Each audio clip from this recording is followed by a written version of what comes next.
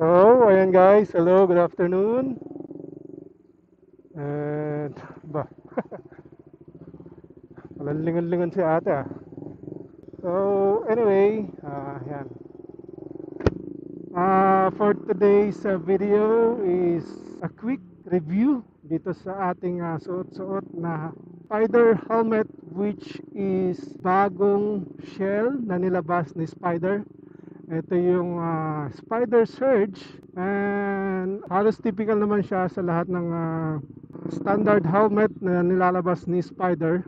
A few highlights are UV 400 protected na itong helmet na ito. Then meron na rin siyang quick release na strap, and in case of emergency, meron din siyang strap na intended para mabilis na matanggal yung foam doon sa helmet mismo. Ang kagandahan nito mga katoto, itong part na ito, kung makikita nyo, ito ay ibang iba sa ibang shell ni Spider, dahil ito lang nakitaan ko ng gantong style at itong part na ito.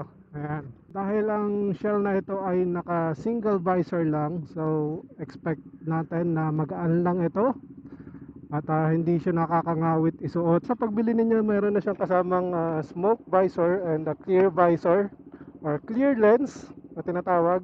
And ang nagustuhan ko dito mga katoto ay hindi siya ganun kaingay kahit na matulin yung ating takbo at kahit mahangin yung ating dinadaanan or sa paligid. Unlike ng ibang shell na nagamit natin, ventilated nga siya, pero ayun, yung hangin rinig na rinig mo. Ayan, yung regarding naman sa fitting, wala naman tayong issue dahil ang gamit natin ay yung large size, which is perfectly fit sa aking ulo. Yan, hindi naman tayo nakakaramdam ng pagkahilo dahil nga sakto lang yung fittings. For statics, check nyo lang itong video na ito.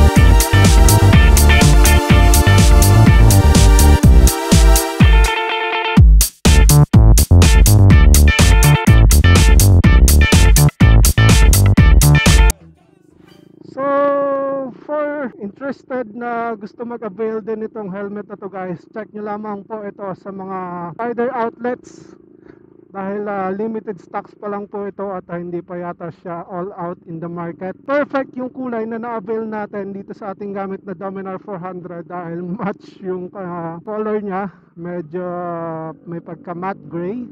And pagdating naman sa view, yeah, it's wide angle naman yung ating peripheral. Kung makikita nyo guys, meron na itong nakakabit na intercom. So yeah, it perfectly fitted sa mga intercom. So ayun lang guys, and this is me, Anton Motovlog, always reminding you to live and ride responsibly.